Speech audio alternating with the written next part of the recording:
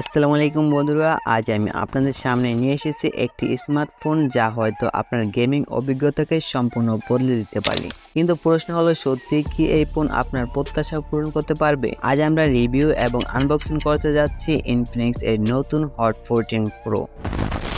বক্সটি খুলতে চোখে পড়বে এর প্রিমিয়াম প্যাকেজিং। প্রথম নজরে যা চোখে পড়ে তা হলো এর স্লিক ডিজাইন। মাত্র 7.4 মিলিমিটার পুরুত্বে এই ফোনটি হাতে নিলেই বুঝতে পারবেন এর প্রিমিয়াম ফিল। 190 গ্রাম ওজনের এই ফোনটি হাতে নিলে অনুভব করবেন একটি পারফেক্ট ব্যালেন্স। সামনে গ্লাস এবং পেছনে প্লাস্টিক ব্যাক প্যানেল থাকলেও প্রিমিয়াম লুক নিয়ে আসে। আর হ্যাঁ, এটি IP54 রেটিং পেয়েছে, যার মানে ধুলোবালি এবং স্প্ল্যাশ রেজিস্ট্যান্ট। বৃষ্টিতে ভিজে গেলেও চিন্তার কিছু নেই।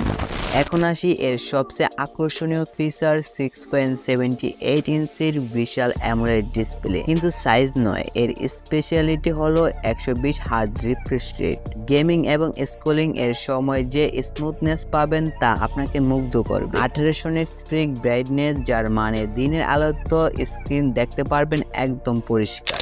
MediaTek Helio G100 চিপসেট এবং 8GB র্যামের combination. Call of Duty mobile খেলার সময় যে পারফরমেন্স পেলাম তা নিয়ে আপনাদের সাথে একটু শেয়ার করি। হাই সেটিংসে গেম খেলার সময় কোনো ল্যাগ নেই। থার্মাল পারফরমেন্সও ভালো, 30 মিনিট গেমিং এর পরে ফোন তেমন গরম হয়নি।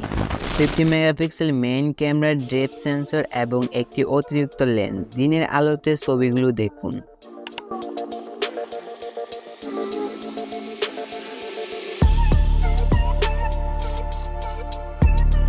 নাইট মোডে কেমন পারফরমেন্স করলো?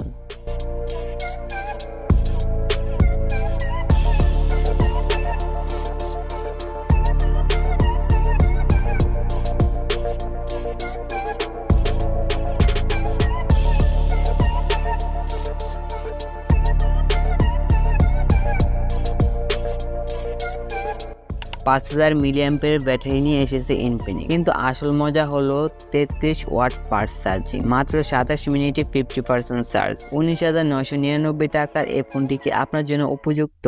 আমার মতে এই ফোনটির ভালো দিকগুলো হলো দারুণ ডিসপ্লে কোয়ালিটি, গেমিং পারফরমেন্স, ভালো ব্যাটারি লাইফ এবং IP54 রেটিং। আর আমার মতে খারাপ দিকগুলো দেখুন। প্লাস্টিক বিল্ড, ক্যামেরা আরো ভালো হতে পারত এবং অ্যান্ড্রয়েড আপডেট সীমিত।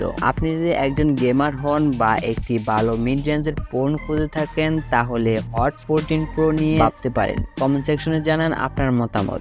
আপনি কি ফোনটি পছন্দ করেছেন আর কেনই বা পছন্দ করেছেন? অবশ্যই কমেন্ট সেকশনে জানাবেন। পরবর্তী ভিডিওতে দেখা হবে। আপনারা ভালো থাকবেন, সুস্থ থাকবেন এবং কানেক্টেড থাকবেন শাহিন টেকনোলজির সাথে। ধন্যবাদ।